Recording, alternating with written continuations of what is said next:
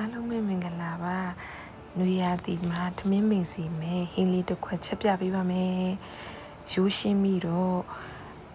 ချက်ကလည်းလွယ်ကူတယ်ပေါ့နော်အခုကနေစပြီးတော့စီလေးကိုအပူထဲဖို့အပူပေးမယ်ပေါ့နော်အပူပေးပြီးတော့စီထည့်မယ်စီလေးနည်းနည်းဆူပြီးဆိုတာနဲ့လေးထားတဲ့ချက်သွန်ပြူချက်သွန်လေးကိုထည့်လိုက်ပါမယ်ထည့်ပြီးသွားပြီဆိုရင်ချက်သွန်ပြူချက်သွန်လေးတွေကနည်းနည်းနူးလာပြီဆိုရင်တော့မြို့သီးခွဲချမ်းလေးပေါ့နော်မြို့သီးခွဲချမ်းလေးကိုထည့်မယ်ပေါ့နော်အဲ့မြို့သီးခွဲချမ်းလေးတော်လေးကိုဆက်ပါတယ်ပေါ့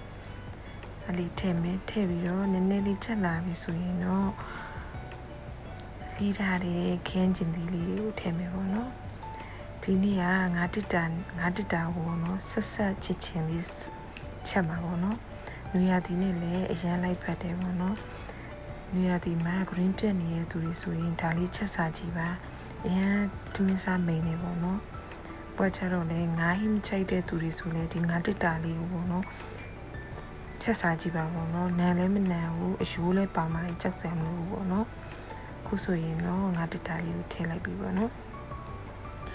ငါးတစ်တာဘူးလေးကအရာတာမပါဘူးပေါ့နော်ဒီတိုင်းပဲအရာတာမထည့်တာဘူးအဲ့လိုဘူးမျိုးဝယ်ရတာပေါ့နော်ခုဆိုရင်တော့ဟင်းခဲဟိုပါပေါ့ဂါရစုပူလေးပေါ့နော်အားလေးထည့်လိုက်တယ်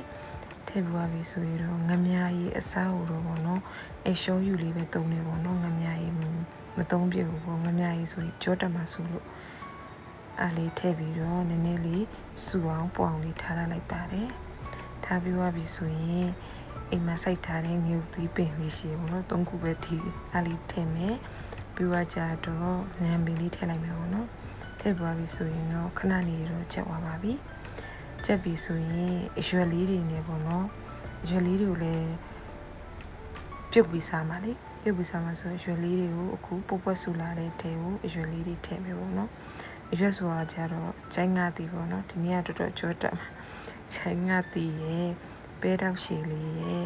ရုံးနေတီလေးနေပေါ့နော်အတူတူတွဲစားမှာပေါ့နော်တော်တော်စားလို့မိန်ပါတယ်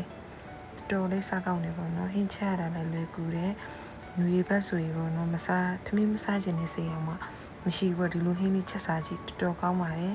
ချိန်ကုန်နဲ့တက်တာပါတယ်ဈေးဖို့လည်းအရန်တက်တာပါတယ်